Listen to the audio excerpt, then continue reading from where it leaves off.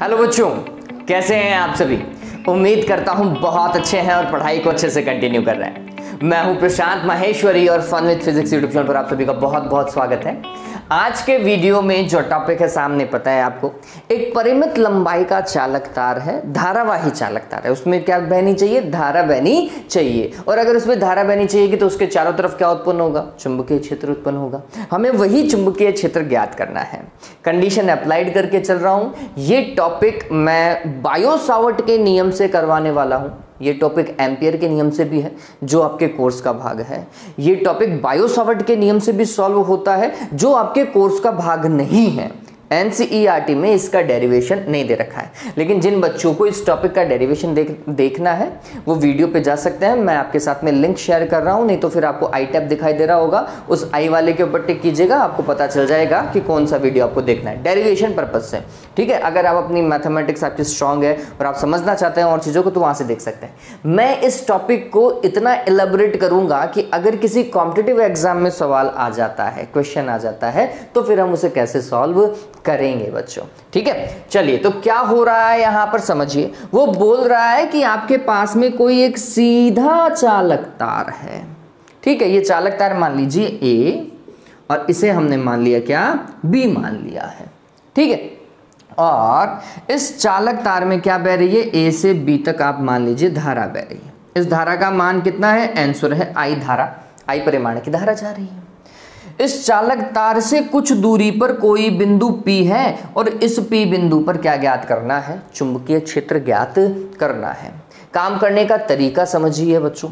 आपको सबसे पहले एक लाइन ऐसा ड्रॉ करनी पड़ेगी, परपेंडिकुलर लाइन होगी। ठीक है, ये लाइन क्या है? परपेंडिकुलर लाइन है। ये डिस्टेंस बहुत इंपॉर्टेंट है। परपेंडिकुलर तो समझ रहे हो ना, लंबवत रेखा। ठीक है, ये डिस्टेंस क्या है? D है। ये बात ध्यान में रखना, मैं यहाँ ऐसे ही लिख देता हूँ D, समझ जाओगे अपने आप ही। अरे समझोगे नहीं समझोगे रे? समझ जाओगे ना। चलिए, डी लिखने के बाद में आपको क्या करना है? एक लाइन यहां से मैच करनी है और एक लाइन यहां से मैच करनी है। डन हुआ। फिर ये जो ऊपर वाला एंगल है ना, ये ऊपर वाला एंगल, इस वाले एंगल को हम बोलेंगे φ1। क्या बोलेंगे? φ1। और इस वाले एंगल को हम बोलेंगे बच्चों φ2। ठीक है, ये एंगल पता चल रहा है, φ1 और φ2 एंगल है। डेरिवेशन में ये सारी चीजें इंपॉर्टेंट है, मतलब डेरिवेशन में भी और जब क्वेश्चन आएगा तो भी इनकी वैल्यू बहुत ज्यादा इंपॉर्टेंट है। किस किस की वैल्यू चाहिए हमें क्वेश्चन करने के लिए? हमें करंट आई की वैल्यू चाहिए, हमें उस धारावाही चालक तार से उस बिंदु की दूरी चाहिए, हमें कोण φ1 और φ2 चाहिए। अगर ये कोण हमें पता है, दूरी हमें पता है, धारा हमें पता है, तो हम आसानी से P बिंदु पर क्या ज्ञात कर सकते हैं? चुंबकीय क्षेत्र ज्ञात कर सकते हैं। किसकी सहायता से? बायो सावर्ट के नियम की सहायता से। ये डेरिवेशन जो है वो किसकी सहायता से होगा? बायो सावर्ट के नियम की सहायता से होगा, ध्यान में रखिएगा। ठीक है बात। चलिए, तो अब क्या है भाई? P बिंदु पर चुंबकीय क्षेत्र, बायो सावर्ट ने क्या बोला? P बिंदु पर चुंबकीय क्षेत्र क्या आएगा? आंसर है बायो सावर्ट के अनुसार, लिख रहा हूं मैं, बायो सावर्ट के अनुसार P बिंदु पर चुंबकीय क्षेत्र, देखिए ये होगा B is equals to μ0 I upon 4 pi D। याद रखिएगा, साइन φ1 प्लस साइन φ2। इस चीज को सदैव ध्यान में रखें, ये चीज बहुत ज्यादा इंपॉर्टेंट है। इसके ऊपर न्यूमेरिकल आते हुए हैं, मतलब ये जो पर्टिकुलर फॉर्मूला है ना, एक ऐसा फॉर्मूला है जो कि नीट, आईआईटी या डिफेंस में बहुत बार पूछा गया है, इससे रिलेटेड क्वेश्चन पूछे गए हैं। ठीक, अब यहां पर क्या केस सिनेरियो जो सबसे ज्यादा यूज होता है जिस सिनेरियो का, वो सिनेरियो समझिए। ये चालक तार परिमित लंबाई थी। परिमित मतलब आपको लंबाई पता है। ठीक है, आपको लंबाई पता है, लेकिन अगर लंबाई ही नहीं पता हो तो लंबाई अपरिमित है ना। लंबाई पता नहीं होगा मतलब क्या है? अपरिमित, अनंत लंबाई का चालक तार है। यहां से भी, ऊपर से भी अनंत, नीचे से भी अनंत, हमें पता ही नहीं कितना दूर है। ठीक है, उस केस में क्या करेंगे समझिए। तो हमने बोला ये चालक तार मानना। एक एग्जाम्पल बता रहा हूं जिससे आप थोड़ा सा अंदेशा लगा पाएंगे। ये P बिंदु यहां पर है, ये दूरी D है। ठीक है, आपने क्या किया? ये तो परिमित था तो आपने ऐसा मिला दिया भाई। है ना, और यहाँ पर भी इसको ऐसा मिला दिया, कोई दिक्कत नहीं है। लेकिन अगर यही दूरी बढ़ जाए तो फिर कहाँ की ओर जाएगा, ये ऐसा मिलाओगे तो φ1 बढ़ जाएगा क्या, ऐसे ही ये भी नीचे की ओर जाए तो फिर ये φ2 भी क्या हो जाएगा, बढ़ जाएगा। φ1 की वैल्यू बढ़ती जा रही है। अब लेट्स सपोज करो मैं ये इसको यहाँ ले जाऊँ, इधर ले जाऊँ, इस चालक तार को इधर तक इतना लंबा ले जाऊँ, तो फिर आपने φ1 को ऐसा लेकर के जाना है ना, एंगल φ1 और बढ़ जाएगा। ले अब दीवार के ऊपर ही ऊपर वाले छोर का सोचो आप एक बार के लिए, दीवार के बिल्कुल ऊपर ही ऊपर, और फिर लेकर के जाओ यूं ऊपर, सोचो φ1 की वैल्यू नियर अबाउट 90 हो जाएगी। और ये तो अपन कहाँ तक लेकर गए, सिर्फ दीवार तक ही लेकर के गए हैं, है ना, ऊपर जो छत है ना, छत तक ही लेके गए। लेट्स सपोज करो दूसरी तीसरी मंजिल तक है लंबाई हमारे तार की, तो फिर ये और सीधा जाता हुआ दिखाई देगा। ठीक, आपको लगेगा अनंत वाले चालक तार के लिए आपको ऐसा लगेगा कि ये जो कोण है ना, ये कोण ऑलमोस्ट कैसे जा रहे हैं, ऐसे जा रहे हैं ऑलमोस्ट। एग्जैक्ट 90 नहीं हो सकता, नो डाउट, एग्जैक्ट 90 नहीं हो सकता, लेकिन 89 डिग्री तो हो ही सकता है। तो नियर अबाउट तो 90 है ही के। तो हमने बोला कि अनंत लंबाई का अगर चालक तार है तो ये φ1 का मान भी 90 होगा और φ2 का मान भी क्या होगा, 90 होगा। ध्यान में रखिएगा, ये φ1 का मान और ये किसका, φ2 का। किसके लिए, किसके लिए, अनंत लंबाई के चालक धारावाही तार हेतु, ठीक है, धारावाही तार हेतु क्या होगा, φ1 का मान φ2 के बराबर, और वो कितना डिग्री, 90 डिग्री। तो b इक्वल्स टू क्या हो जाएगा, μ0I/4πd, फिर sin 90 प्लस sin 90 लिख दिया जाए क्या बच्चों, sin 90 का मान 1, इसका मान भी क्या हो जाएगा, 1 हो जाएगा। चलिए बहुत बढ़िया, ये 1 और 1 2 हो जाएंगे, तो ये हो जाएगा μ0I/4πd इंटू 2। फाइनली सॉल्व करेंगे तो μ0I/2πd सबसे ज़्यादा यूज फॉर्मूला है सामान्य न्यूमेरिकल में, मतलब बोर्ड एग्जाम में अगर क्वेश्चन जो आता है ना वो इसी फॉर्मूला पर आता है, ध्यान में रखना, क्योंकि एम्पियर के नियम से भी हम इसी फॉर्मूले पे आएंगे, एम्पियर के नियम से इस फॉर्मूले पे नहीं आएंगे। हम अनंत लंबाई के चालक तार की बात करेंगे, एम्पियर के नियम में जब हम पढ़ेंगे तो यहीं पर ही पहुंच पाएंगे बच्चों, ये वाला फॉर्मूला नहीं आता। ठीक, और ये जो फाइनल है ना अनंत वाला, अनंत वाले चालक तार को वो लंबा चालक तार बोलता है। कई बार क्वेश्चन में आप देखेंगे एक सीधे लंबे चालक तार के कारण चुंबकीय क्षेत्र, और फॉर्मूला लगाता है ये, तो जब वो सीधा और लंबा बोलता है ना तो ध्यान में रख लो कि वो लंबाई कितनी मान करके चल रहा है, अनंत मान करके चल रहा है। अगर परिमित लंबाई बोलता तो लंबाई भी देता चालक तार की, अगर परिमित बोलता तो, ठीक है, और अगर नहीं बोल रहा है तो फिर भैया आप समझ लो कि वो अनंत पे चला गया है। ठीक, या फिर आपको कोण दे दिया हो तब भी आप समझिए कि परिमित में काम करवाने की कोशिश करेगा। ठीक है, तो ये दिमाग लगाने वाली बात है, और अपन क्वेश्चन करेंगे आपको समझ में आ जाएगा कहाँ क्या यूज करना है। ठीक है, तो फॉर्मूला क्या है, μ0I/2πd सबसे ज्यादा यूज होने वाला केस है। ठीक है, अब इसमें बहुत सारे केसेस हो सकते हैं, जैसे ये ऊपर से कहा है अनंत तक गया, नीचे से अनंत पे गया ही नहीं, नीचे का छोर तो यहीं से चालू हो रहा है और ऊपर से कहाँ चला गया, अनंत चला गया। अगर नीचे का छोर यहीं से ही चालू हो रहा है तो ये φ1 तो भैया 90 कहाँ गया, नीचे तो कुछ है ही नहीं, तो सॉरी φ2 जो है वो 90 नहीं जा सकता, φ2 कितना हो जाएगा, 0 हो जाएगा। sin 0 की वैल्यू कितनी होती है, 0, उस केस में ये हट गया, और ये कितना sin 90 हो जाएगा क्योंकि ऊपर से तो अनंत जा रहा है। ठीक है, तो उस केस में हम बोलेंगे ये तो 90 है, ये 0 हो जाएगा, sin 90 की वैल्यू 1, तो फिर इस पूरे को 1 से ही मल्टीप्लाई करेंगे, तो ये क्या आएगा, μ0I/4πd ही आ जाएगा। कब, जब चालक तार एक तरफ से अनंत लंबाई का हो और नीचे से अनंत लंबाई का ना हो, नीचे से तो वहीं से चालू हो रहा, उस केस में। तो चीजें आप जैसे जैसे क्वेश्चन को पढ़ेंगे आपको समझ में आएगी। इंपॉर्टेंट क्या है, हमें φ1 और अगर φ2 का मान पता चल गया तो रामायण सेट हो जाती है। ठीक है, बात समझ में आया। चलो, इसका एक सबसे अच्छा क्वेश्चन जो मेरे को बहुत बढ़िया लगता है, क्वेश्चन नोट कीजिए,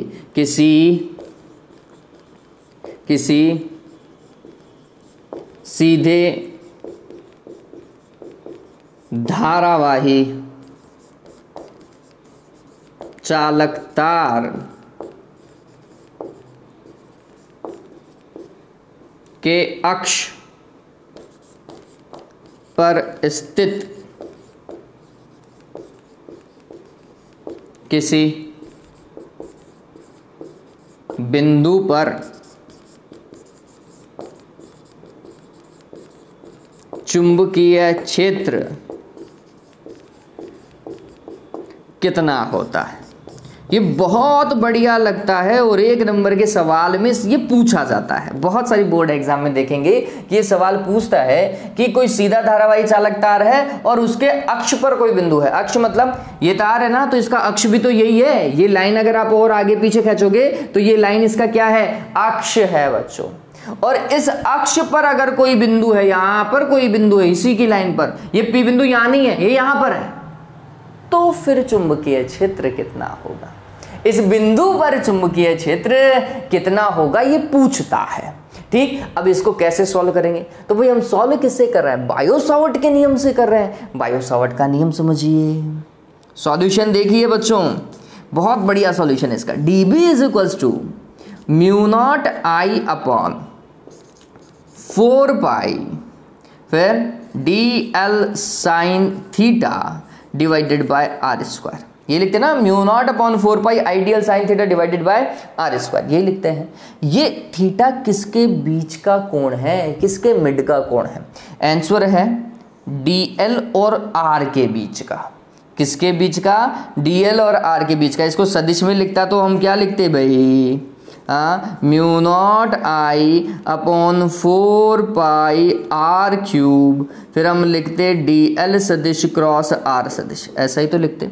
dl और r के बीच का कोण है, यही तो बात है। चलिए काम करना चालू करते हैं।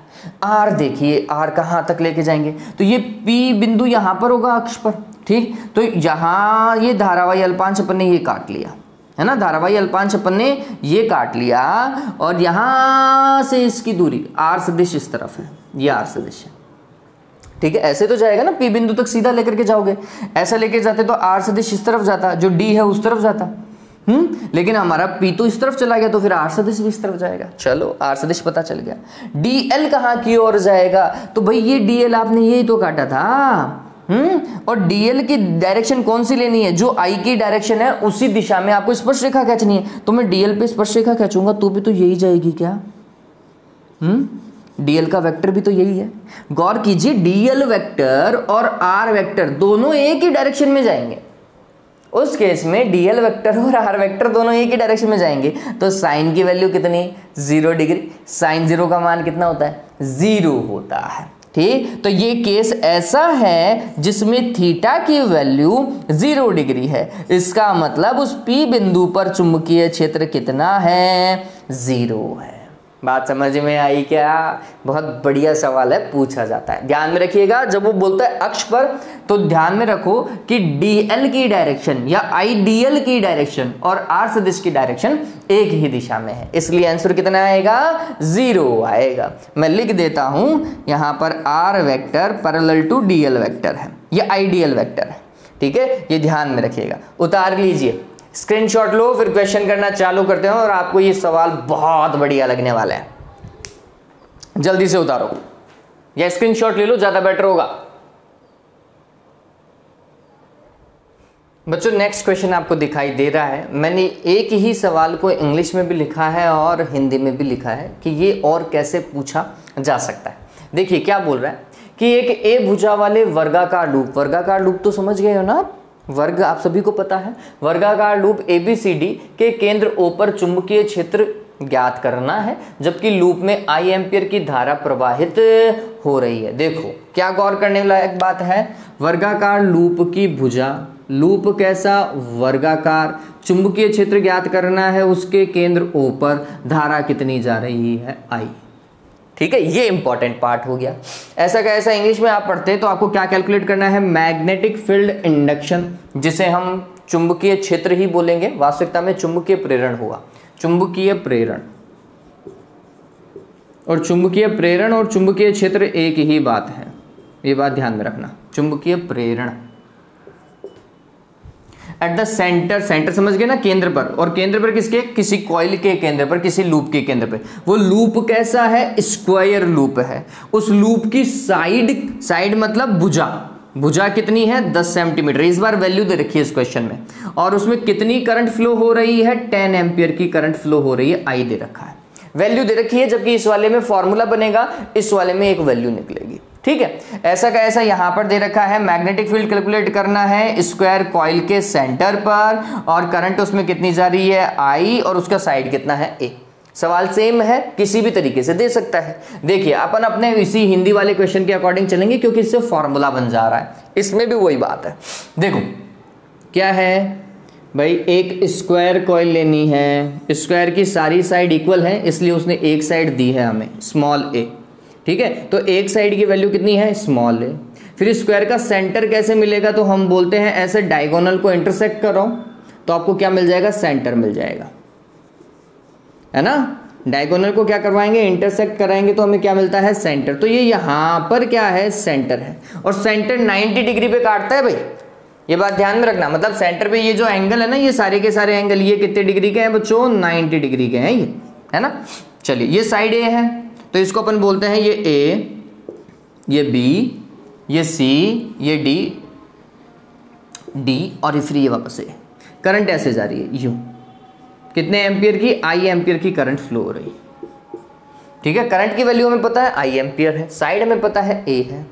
क्या चाहिए, इसके सेंटर पे मैग्नेटिक फील्ड कैलकुलेट करना है। तो पहले तो ये समझिए कि ये मैग्नेटिक फील्ड की डायरेक्शन आपको इन चारों के कारण देखनी पड़ेगी, इन सभी साइड के कारण। तो हमने देखा इसमें करंट ऐसे जा रही है, समझना, इसमें करंट ऐसे जा रही है, तो राइट हैंड यूज कर रहा हूं, राइट हैंड का थंब करंट की डायरेक्शन में। मैग्नेटिक फील्ड कैसा है, देखो अंगुलियां देखो कहां की ओर जा रहा है, अंदर की ओर। तो मैग्नेटिक फील्ड, चुंबकीय क्षेत्र कहां है, अंदर की ओर है। फिर इसमें करंट ऊपर की ओर, थंब ऊपर की ओर, फिंगर्स देखो कहाँ की ओर जा रही हैं, अंदर की ओर जा रही हैं। ठीक है, तो यहाँ पर भी अंदर की ओर है, इसमें देखोगे तो भी अंदर की ओर आएगा, इधर देखोगे इस तरफ, इससे देखोगे तो भी अंदर की ओर आएगा। तो मैग्नेटिक फील्ड तो अंदर की ओर ही है, एक ही डायरेक्शन में है क्या। तो अगर एक ही डायरेक्शन में है तो मैं सिर्फ एक साइड के कारण मैग्नेटिक फील्ड निकालूंगा, और फिर उसको 4 से मल्टीप्लाई कर लूंगा। क्यों, क्योंकि यहां पर कितनी साइड है, 4 साइड है। क्लियर है, ऐड ही होना चाहिए, सभी के कारण मैग्नेटिक फील्ड ऐड होना चाहिए, ध्यान में रखना ये। ठीक है, डन हुआ। चलिए अब अगर बायो सावर्ट का लॉ लगाना है, तो आपको उस P पॉइंट की, वैसे सेंटर ओ दे रखा है तो मैं O लिख लेता हूं, तो उस O पॉइंट की जिस करंट कैरिंग साइड है, ये करंट कैरिंग साइड है ना, अरे ये तो पता चल रहा है ना, ये धारावाही क्या है, तार है। इस धारावाही तार से इस O बिंदु की क्या देखनी है, दूरी देखनी है, वो भी कैसी, लंबवत, बिल्कुल परपेंडिकुलर, ये दूरी हमें ये पता होना चाहिए। और ये बहुत इजी तरीके से पता है वर्ग में। कैसे भाई, ये पूरी साइड क्या है, A है, तो ये इतनी साइड कितनी होगी, A/2 होगी, नहीं होगी। स्क्वायर में कैलकुलेशन करनी ही नहीं पड़ती, इतना सिंपल हो जाता है। तो D की वैल्यू जो है ना इस क्वेश्चन में, वो कितनी है, A/2 है। डन हो गया स्क्वायर के केस में। चलिए ये एंगल हमें पता होना चाहिए, φ1 और φ2। तो ये गौर कीजिए, जब आप ऐसा परपेंडिकुलर डालते हो तो ये भी A/2 हो जाता है, ये भी A/2 हो जाता है। पूरी साइड कितनी है, A है, तो ये हाफ हाफ में क्या हो जाती है, डिवाइड हो जाती है, अगर आप ऐसा लंब डालते हैं तो। ठीक, हाफ हाफ में डिवाइड होगी, इसका मतलब ये वाला कोण भी 45 डिग्री का, और ये वाला कोण भी 45 डिग्री का। क्यों, क्योंकि पूरा कोण कितने का था, 90 का था, 2 बराबर भागों में बट गया।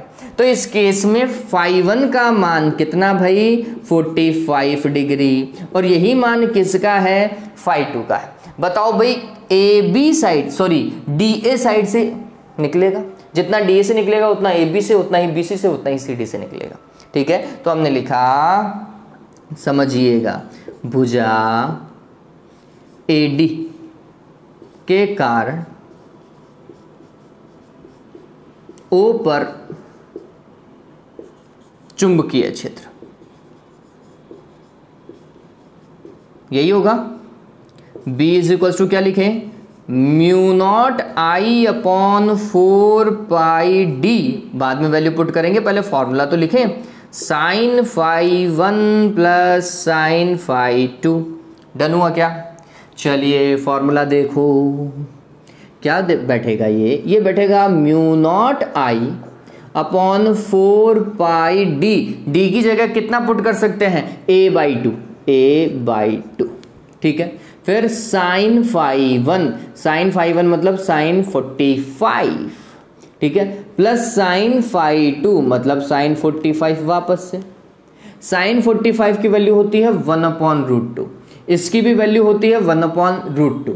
तो इसको सॉल्व करते हैं, ये होगा mu not I divided bye 4 पाई, ये तो कैंसिल हो गया ना, यहाँ पे 2 लिख देता हूँ, ये 2 लिख देता हूँ, 2 पाई ए। बताओ कोई दिक्कत है क्या? और इधर कितना, 1/√2 प्लस 1/√2 कितना हो जाएगा, 2/√2 हो जाएगा क्या, 2 बार जुड़ाना ये। चलिए तो ये हो गया mu not I upon 2 pi A into 2 divided by √2। बताओ कोई दिक्कत है क्या? होनी ही नहीं चाहिए। 2 से 2 कैंसिल, कितना आया, म्यू नॉट आई अपॉन √2 पाई ए। ये मैग्नेटिक फील्ड है सिर्फ और सिर्फ किसके कारण, एडी साइड के कारण, है ना। इसे मैं B1 बोल देता हूं, सिर्फ एक के कारण है, ये सिर्फ एक साइड के कारण है। हमें कितने के कारण निकालना है, 4 साइड, ठीक है। तो हमने लिखा बी रिजल्टेंट, है ना, परिणामी चुंबकीय क्षेत्र, परिणामी चुंबकीय क्षेत्र B resultant should be 4 times of B, ठीक है। इसका कितना होना चाहिए, 4 गुना ही तो होना चाहिए, 4 से गुणा कर दो, तो ये होगा 4 गुणा म्यू नॉट आई अपॉन √2 पाई ए। आप चाहें तो √2 से इसको काट सकते हैं, 2√2 आएगा। अदरवाइज इतना भी छोड़ दोगे ना तो भी कोई दिक्कत नहीं है। फॉर्मूला बन गया, बना। चलो तो मैंने ये क्वेश्चन सॉल्व कर दिया है, ये आप खुद सॉल्व कर सकते हो। देखो ए की वैल्यू कितनी दे रखी है, 10 सेंटीमीटर। तो अगर मैं उस क्वेश्चन की बात करता हूं, इस वाले क्वेश्चन की बात करता हूं, तो ए की वैल्यू 10 सेंटीमीटर है, मतलब 10 × 10⁻² मीटर ये रखोगे आप, ठीक है। करंट की वैल्यू कितनी रखनी है, 10 एम्पियर रख लीजिएगा, रख सकते हो। आई और ए की वैल्यू तो पुट करनी है, म्यू नॉट की वैल्यू तो पता है कितनी भाई, कितनी, 4 पाई × 10⁻⁷ वैल्यू को पुट करो, क्वेश्चन सॉल्व हो जाएगा, ठीक है। स्क्रीनशॉट लो, इसका स्क्रीनशॉट ले लीजिए अच्छे तरीके से। ये सवाल बहुत बढ़िया है, आने लायक सवाल है। नेक्स्ट क्वेश्चन देखते हैं अब। देखिए बच्चों, सामने जो क्वेश्चन दिखाई दे रहा है ये इंग्लिश में लिखा है, लेकिन मैं पूरा समझाऊंगा, समझिए। A current of 1 ampere is flowing, कितनी करंट फ्लो हो रही है, आई की वैल्यू दे रखा है 1 एम्पियर।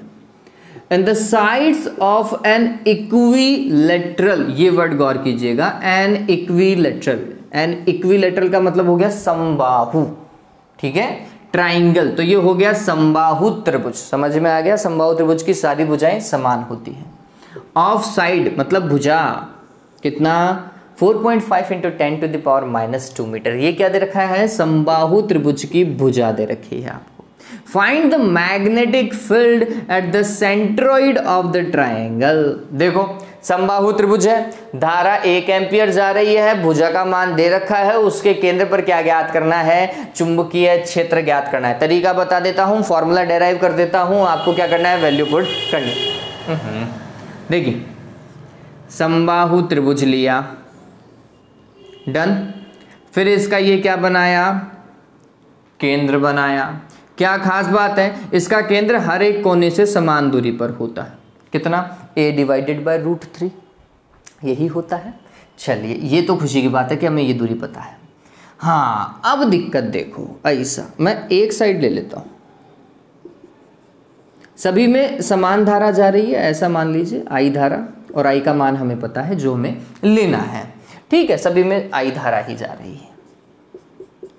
अगर मेरे को एक भुजा के कारण यहां पर चुंबकीय क्षेत्र मिल जाए, एक भुजा के कारण यहां पे चुंबकीय क्षेत्र मिल जाए, तो हम आसानी से पूरे के कारण निकाल लेंगे। एक के कारण निकला, 3 से गुणा कर दो, भुजा तो 3 ही है, ठीक, सभी में एक जैसा ही तो काम होगा। क्यों, क्योंकि देखो करंट ऐसा ही जा रहा है, तो मैग्नेटिक फील्ड अंदर ही जा रही है, ठीक है, मैग्नेटिक फील्ड हर बार अंदर ही जाएगी, आप करके देख लीजिए, ठीक है। तो डायरेक्शन एक है तो फिर जुड़ जाएगा मैग्नेटिक फील्ड।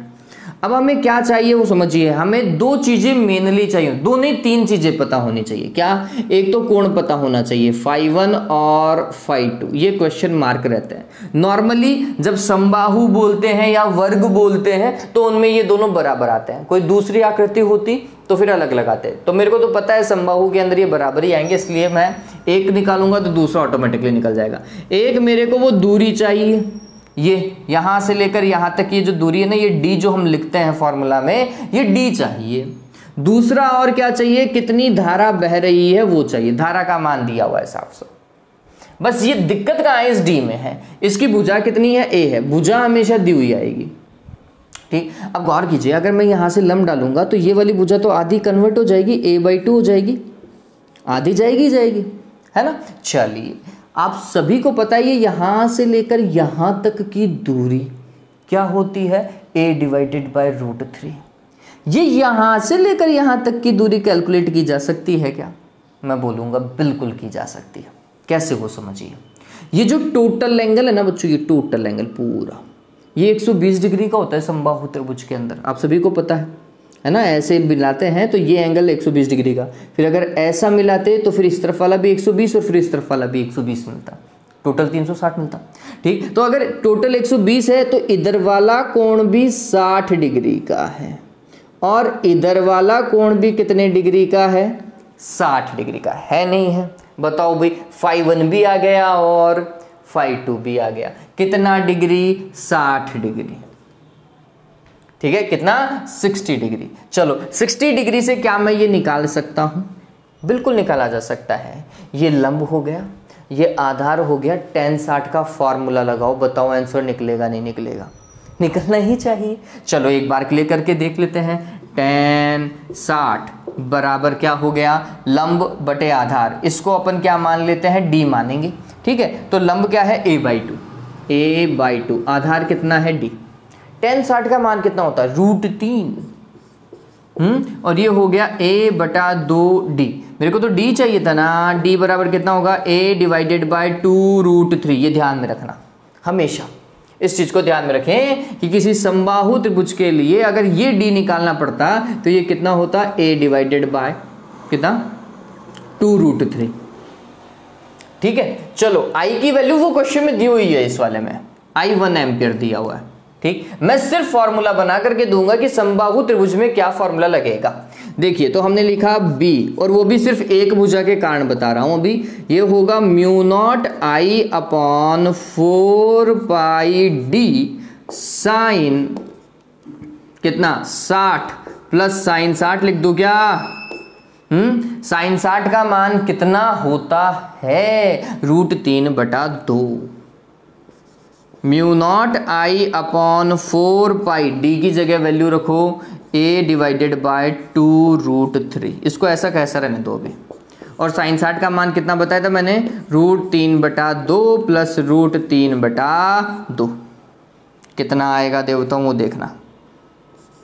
μ0I और ये 2√3 ऊपर ले जाओ, 2√3 ऊपर।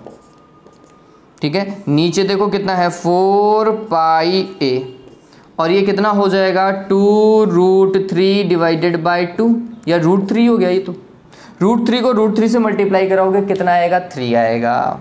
तो ये हो जाएगा 3 × 2 कितना? 6 हो गया क्या? 6, या फिर इसको ऐसा काट दो।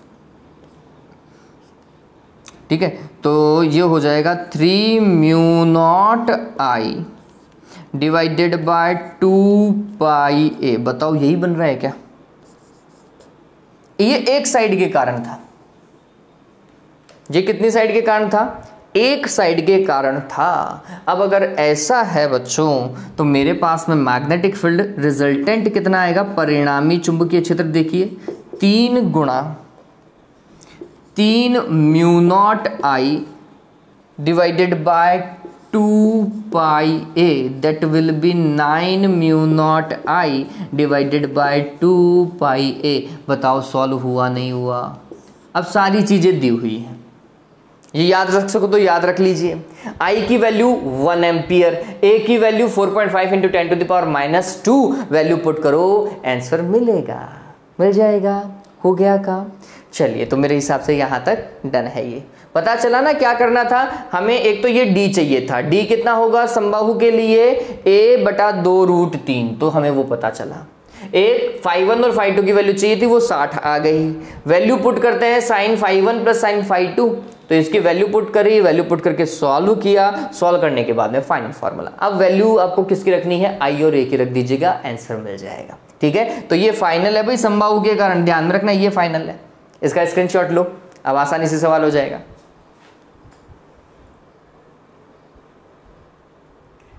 देखिए वापस से वैसा ही सवाल है, इस सवाल में ज्यादा कुछ अलग नहीं है, एक वर्ड अलग हो गया है। अ हेक्सागोनल लूप समषटभुज, ये कैसा है भाई, समषटभुज है। Of a metallic wire, metallic wire मतलब किसी चालक तार का बना होगा, धात्विक तार का बना हुआ होगा।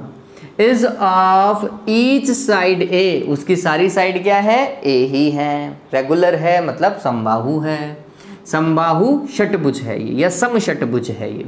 Carries a current of I ampere, उसमें करंट कितनी फ्लो हो रही है, आई। आपको क्या कैलकुलेट करना है, मैग्नीट्यूड ऑफ मैग्नेटिक फील्ड, कुल मिलाकर के चुंबकीय क्षेत्र कैलकुलेट करना है। कहां पर, centre of the loop, loop के सेंटर पे। सेम वही है क्या, बस डायग्राम में क्या चेंजेस है, यहां पर समषटभुज बोल दिया है, तो आपको क्या बनाना पड़ेगा, षटभुज बनाना पड़ेगा। क्या बनाना पड़ेगा, षटभुज। ठीक है, चलो ये षटभुज बनाया। अब इसके बाद में क्या करेंगे, इसमें करंट फ्लो करवाओ, तो करंट ऐसा फ्लो करवा दी, बनाई करंट फ्लो करवाई। समषटभुज की क्या खास बात है, जितनी ये साइड है उतनी ये है, उतनी ये है, उतनी ये है, उतनी ये है, उतनी ये है। सारी भुजाएं क्या है, बराबर हैं। कितनी भुजाएं हैं, 6 भुजाएं हैं। एक भुजा के कारण इसके केंद्र पर चुंबकीय क्षेत्र ज्ञात कर लो, सिर्फ एक भुजा के कारण, और उसको किससे गुणा कर देना है, 6 से गुणा कर दीजिएगा, उसे 6 से मल्टीप्लाई कर दीजिएगा। तो हमने बोला ये केंद्र कैसे देखेंगे भाई, तो इसके डायगोनल जो है ना विकर्ण, उनको इंटरसेक्ट करवाओ, तो ये यहाँ पे इंटरसेक्ट कर रहे हैं भाई। ठीक, अब क्या खास बात है इस पॉइंट की, तो अगर आप देखोगे तो बीच में केंद्र में कितना 360 बनना चाहिए। कितने भाग हो रहे हैं वो समझो, 1 2 3 4 5 6, 360 जो कोण है वो 6 भागों में बट गया। 360 6 भागों में बट गया, कितना आया, 60 डिग्री। तो ये पूरा कोण कितना, 60 डिग्री का। डन हुआ। अगर ये 60 डिग्री का है और मैं इससे ऐसा लंब डाल देता हूं, तो इधर भी 30 और इधर भी 30। बात समझ में आई क्या, आई बात समझ में। चलो एक सबसे बढ़िया काम ये हुआ कि हमें पता है कि φ1 और φ2 का मान कितना है, 30 डिग्री। फिर भुजा ए है, तो मतलब ये पूरी भुजा क्या, ए। और समषटभुज की खास बात ये है कि ये यहां से लेकर यहां तक की भुजा भी ए ही है। ठीक, और ये भुजा a/2 हो जाएगी, ये आधी। ठीक, तो ये आधी है, ये ए। बताओ तीसरी भुजा निकाल सकते हो नहीं निकाल सकते हो, एक समकोण त्रिभुज है, इसका वर्ग माइनस इसका वर्ग कर सकते हैं, आएगा है ना, अंडर रूट लेने पर वो भी आ जाएगा। अदरवाइज वैसा नहीं चाहते हो तो ये त्रिभुज, ये लंब, ये आधार, tan 30 लगा लो, आएगा नहीं आएगा ये है। इसको मैं d बोल देता हूँ, d निकलेगा नहीं निकलेगा, निकलेगा भाई। हमने बोला tan 30 बराबर d बटा सॉरी गलत कर दिया ना, लंब है a/2 आएगा बटा क्या, d। tan 30 है ना, tan 30 का मान कितना होता है, 1/√3 बराबर कितना, a/2d। चलो सॉल्व करो, हमें क्या चाहिए, d चाहिए, तो d = क्या आएगा, √3/2a आ गया d का मान। बताओ सारा काम हो गया क्या। b रिजल्टेंट निकालते हैं डायरेक्ट, कितना होगा, एक साइड के कारण कितना, b1, उसको किससे मल्टीप्लाई करेंगे, 6 से। पूरा हो गया क्या, 6 के कारण पता चल जाएगा। चलो 6 गुणा μ0I/4πd sin φ1 जो कि है sin 30 प्लस sin φ2 जो कि वापस से कितना है, sin 30। sin 30 का मान 1/2 होता है बच्चों, ये बात ध्यान में रखना। चलिए ये कितना हो जाएगा, अगर मैं इससे काटूँ तो ये हो जाएगा 3, यहाँ पे हो जाएगा 2, तो ये हो गया म्यू नॉट आई अपॉन 2 और यहाँ पर 3 था, d की वैल्यू रख दीजिए √3/2 √3/2a। चलिए साइन 30 का मान 1/2 प्लस 1/2 यही होगा, ये तो 1 हो गया है ना, ये तो 1 हो गया। चलो 2 से 2 कैंसिल, इससे काटेंगे तो यहाँ पे कितना आएगा √3। फाइनली फॉर्मेट देखिए, b resultant is equals to √3 mu not I divided by πa। कितना सिंपल हो गया रे, बहुत ज़्यादा सिंपल हो गया ये तो। ठीक है, कितना हमें आई की वैल्यू चाहिए, ए की वैल्यू चाहिए, जो कि आई और ए दे रखी है, तो कुछ करना ही नहीं है, ये तो फॉर्मेट फार्मूला ही बन गया। किसके लिए, सम षटभुज के लिए केंद्र पर कितना होता है √3 mu not I upon πa। ठीक है, बहुत सिंपल हो गया बच्चों। चलिए, उम्मीद करता हूं ये चीज आपको समझ में आई होगी। आज जो हमने क्वेश्चन किए हैं ये रेगुलर क्वेश्चन है जो पूछे जाते हैं, या तो डिफेंस में पूछ लेगा या नीट या आईआईटी के अंदर पूछ लेगा, कैसे भी है लेकिन पूछता जरूर है। इन सवालों को स्क्रीनशॉट ले लेना इसी का साथ में। एक, अगर वीडियो आपको अच्छे लग रहे हैं तो प्लीज आपको क्या करना है, लाइक और शेयर करना है, तो वो काम जल्दी से कर दीजिएगा। Have a good day, take care.